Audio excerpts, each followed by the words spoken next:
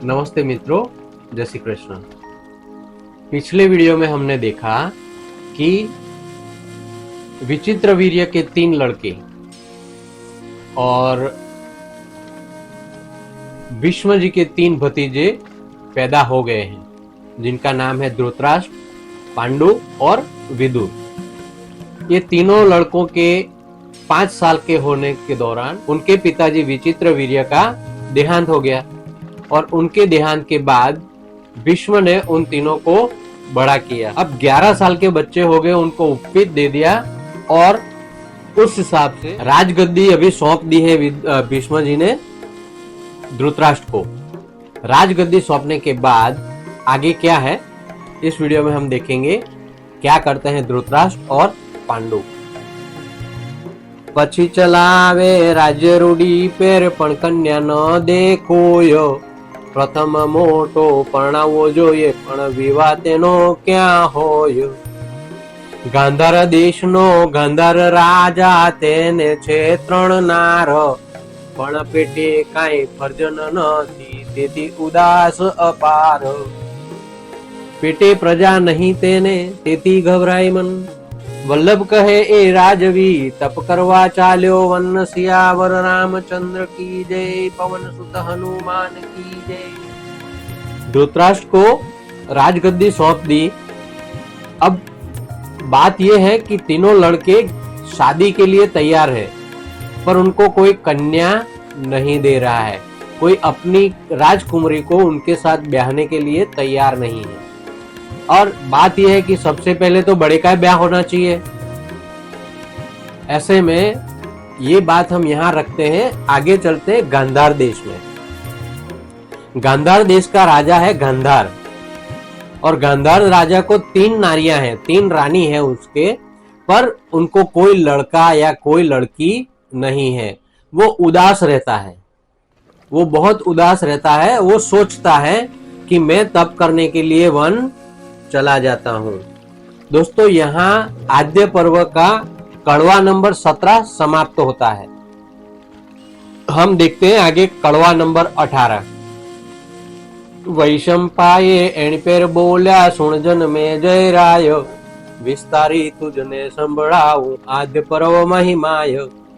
गांधार राजा तप करवाने निकળી ચાલ્યો વન, आगे जता एक शिवालय देठू त्या बैठो राजन। जपतो जपतो तप तपतो धरतो शिवनु ध्यान, श्रावण मासे ने सोमवारे शिव रिजा गांधार। अब राजा तप की सोचता है और अपना गांधार देश छोड़ के एक अघोर वन में चला जाता है। वहां वो शिवालय है, वो शिवालय में बैठ के जाप जपता है, तप तपता है और शिव जी का ध्यान करता है। उसमें श्रावण मास के दिन सोमवार का दिन था, तब शिव जी उसके पर प्रसन्न होते हैं। गांधार ने सिर कर मुक्यो आवी, कष्ट तारू कापू, माग माग रे प्रसन्न छू जे मागे ते आपू। गांधार कहे ओरे महाराजा आपो मने एक तन, शिव कहे जा पुत्र थाशे छे मारू वचन। श्रावण मास के सोमवार को गांधार राजा पे शिव जी खुश होते हैं, प्रसन्न होके उनको दर्शन देते। उसके सिर पे हाथ रख के बोलते हैं, बोल राजन तुझे क्या चाहिए, तेरा जो भी कष्ट है मैं दूर करने के लिए तैयार हूँ। आज मैं प्रसन्न हूँ तेरे तप से, तेरे जप से। गांधार राजा कहता है कि मुझे एक पुत्र रत्न चाहिए, महाराज मुझे एक पुत्र रत्न दीजिए। तो शिव जी कहते हैं कि ठीक है, मैं तुझे आशीर्वाद देता हूँ कि तुझे एक पुत्र होगा। श्रावण मास ने सोमवारे पूर्ण कर्यु मन काम, माटे तारा पुत्र नु धरजे 6 अक्षर पर नाम। गांधार कहे शकुनी एवं पाડીશ पुत्र नु नाम, एम कहीने घेर चाल्यो शू बन्यु ते ठाम। शिवजी ने बोला कि मैं सोमवार है और श्रावण का सोमवार होने के नाते इस दिन मैं तुझ पे प्रसन्न हुआ हूं, तो मैं चाहता हूं कि तेरे पुत्र का नाम तू 6 पर से रखे। गांधार नरेश बोलता है कि आप चिंता मत करो महादेव, मैं मेरे पुत्र का नाम शकुनी रखूंगा। और वहां से वो घर की तरफ निकलता है। वहां क्या होते हैं वो हम देखते हैं। महादेव जी नो नंदियो तेणे मन कर्यो विचार, मन में पार्वती कुंवारो कुंवारो के छे हर निसार।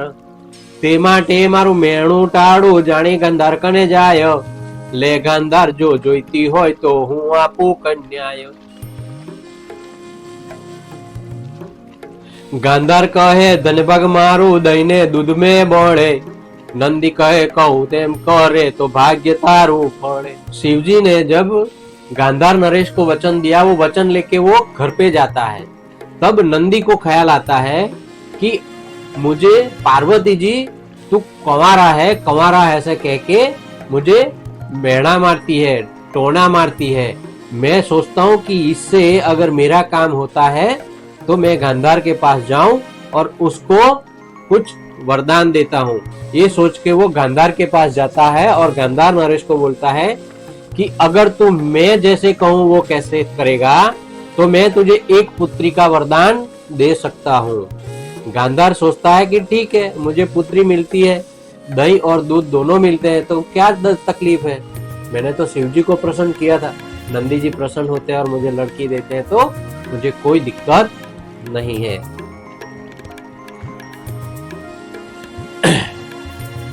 5 વર્ષની થાય પુત્રી પરણાવજે મુજ સંગ, એવું કબૂલ કરે તો વરદાન આપું ધરી ઉમંગ। ગાંધાર રાજાએ મન વિચાર્યું હાલ જાઉં હા પાડી, नंदी परણવા आवशे त्यारे मारीने मूकीश काढ़ी।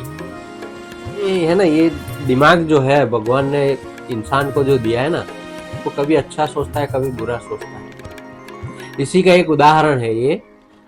जब नंदी बोलता है कि मैं जैसे कहूं वैसे अगर तू करेगा तो मैं तुझे एक लड़की का वरदान देता हूं। वो बोलता है ठीक है आप मुझे वरदान दो, लड़की आएगी तब देखो। वो नंदी बोलता है कि जब लड़की 5 साल की हो जाए तब तू अगर उसका ब्याह मुझसे करेगा तो मैं तुझे लड़की का वरदान देता हूँ। तब गांधार सोचता है कि ठीक है लड़की मिलती है, ले लो, वरदान मिल गया ना, ले लो। 5 साल की होगी, जब शादी करने के लिए आएगा नंदी तो उसको मार के भगा देंगे, उसकी शादी उससे नहीं करेंगे। एम विचारी कबूल कीधु नंदी कहे दुख जाजो, शिव स्वारी करे मुझ पर ते पुण्य पुत्री तने थाजो। बे वरदान लई राजा चाल्यो गयो पोताने घेर, बे प्रेमदाने गर्भ रह्यो पूर्ण प्रभुनी मेर। तब इसके बाद गांधार को जो नंदी जी हैं वो आशीर्वाद देते हैं कि अगर शिव जी मुझ पर स्वारी करते हैं, ये इसका पुण्य अगर मुझे मिला है तो पुण्य के प्रताप से तुझे एक पुत्री मेरे आशीर्वाद से होगी। ये आशीर्वाद लेके जो गांधार नरेश है वो अपने नगर में आता है।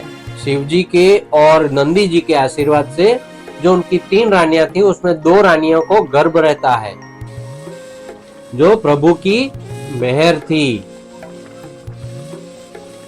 10 मासे 2 बाळक थया, एक तनया एक तन, आनंद उत्सव थयो गणेरो राय तणे भोवन। બંને બાળક ઉછરે છે દિન દિન દહેજ રાખે, वरदान आपी नंदी गएलो ते दिवेश गणे राखे। 10 मास के दोनों बच्चों का जन्म होता है। प्रसव होने के बाद वो नंदी जो यहाँ आशीर्वाद देके गया है वो दिन गिनता है कि अब ये प्रसव हो गया है, वो दिन गिनना शुरू करता है। राजा के घर पे उत्सव होता है, गांधार नरेश जो है उनके घर पे आनंद उत्सव होता है और वो अपने भुवन पे दान दक्षिणा देने का प्रोग्राम करता है। एवे कन्या 5 वर्षनी थई बरोबर ज्यारे, पार्वतीनी प्रत्ये नंदियो हसीने बोल्यो त्यारे। ओरे मारी पार्वती माता हवे मेणु न खाऊं, आज मुझने शणगारो तो परणवाने जाऊं। जब पूरे 5 साल हो जाते हैं तो नंदी खुश होते हैं और नंदी जी जाते हैं अपने माताजी पार्वती जी के पास और वो बोलते हैं कि माताजी अब के बाद मैं आपका जो टोना है वो नहीं खाऊंगा, क्योंकि आज मैं जा रहा हूं शादी करने के लिए। पार्वती कहे भले भले भाई वाणा तारा लऊं, પણ પરણાવીના પાછો આવે તો ઘરમાં પેસવા નહીં દઉં. એમ કહીને સિંગ રંગ્યા રંગ પૂછ સુવર્ણ, ललाट कीधो चांदलो ने जाजर पहराव्या चरण. पार्वती जी कहते हैं कि मैं तुझे तैयार करती हूँ, तू शादी करने के लिए जाता है तो पर एक बात ध्यान रखना, मेरी एक शर्त है, अगर बिना शादी के वापस आया तो मैं तुझे यहाँ आने नहीं दूंगी, ये बात ध्यान रखना. इसके बाद वो उसके सींग पर कलर करती है, रंग करती है, उसके पुच्छ जो है उसके पर भी श्रृंगार करती है, स्वर्ण पुच्छ लगाती है, उसके ललाट पे तिलक करती है और पैरों में झांझर पहनाती है. પછી નંદ્ય ત્યાંથી નીકળ્યો આવે ગાંધાર દેશ, રાજસભામાં બેઠો છે જ્યાં ગાંધાર રાય નરેશ. ત્યાં આવીને બોલ્યો સભામાં, ગાંધાર રાજા લાવો, વાદા પ્રમાણે આવ્યો છું, મને હવે તમે પરણાવો. नंदी तैयार हो गया, 5 साल हो गए थे, तो वहां से आए सीधे गांधार नरेश के पास. राज्यसभा में आके, गांधार देश में बैठा था जो राजा, उसके राज्यसभा में आके गांधार नरेश को बोलते हैं कि मैंने जो वचन दिया था उससे आपको लड़की पैदा हुई, उस लड़की के 5 साल पूरे हो गए. 5 साल के बाद आपसे मैंने वचन दिया था कि आप मुझे लड़की ब्याहोगे, तो आज मैं तैयार होके आया हूँ, आज मुझसे अपनी लड़की का शादी करवाओ, अपनी लड़की का ब्याह करवाओ.